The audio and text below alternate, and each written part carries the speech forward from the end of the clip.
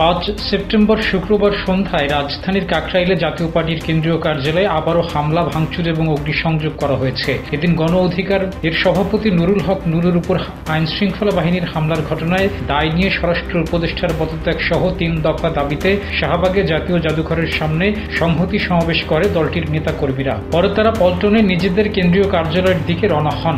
এরপরই জাতীয় পার্টির কার্যালয়ে হামলা এবং অগ্নিসংযোগের ঘটনা ঘটে।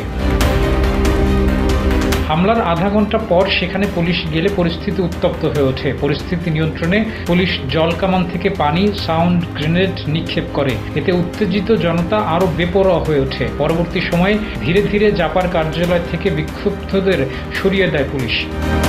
জীবন অবাক না করলে কে করবে? 28% মিল্ক ফ্যাটের অবাক করার সাথে ফ্রেশ মিল্ক পাউডার। জীবন অবাক করুক প্রতিদিন। রমনা থানার কর্তব্যরত উপ পুলিশ পরিদর্শক মোহাম্মদ সাজ্জাদ হামলার তথ্যটি নিশ্চিত করে বলেছেন, সন্ধ্যার পরপর কাকরাইলে জাতীয় পার্টির অফিসের সামনে কিছু লোকজন জড়ো হয়। পরে তাদের মধ্য থেকে জাতীয় পার্টির কার্যালয়ে হামলা এবং ভাঙচুর চালানো হয়। জাতীয় পার্টির ঢাকা মহানগর দক্ষিণের যুগ্ম আহ্বায়ক বলেছেন, সন্ধ্যা 6:30 থেকে কার্যালয়ে পবিত্র ঈদে মিলাদুন্নবীর সাল্লাল্লাহু আলাইহি ওয়াসাল্লামের শনিবারের কর্মসূচি নিয়ে আলোচনা চলছিল। প্রায় শতাধিক নেতাকর্মী ভেতরে বাইরে ছিলেন। 7:30টার দিকে 200-250 জনের একটি মিছিল এসে দলীয় কার্যালয়ে হামলা চালায়।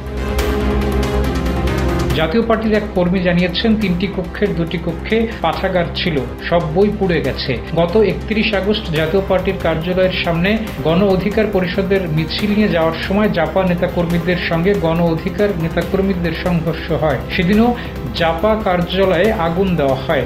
পরে নুরুল হক নুরসহ নেতাকর্মীরা গণ অধিকার কার্যালয়ের সামনে সংবাদ সম্মেলনের প্রস্তুতিকালে আইনশৃঙ্খলা বাহিনীর সদস্যদের হামলায় নুরসহ অনেকেই আহত হন। ডেস্ক রিপোর্ট, জয় জয় দিন।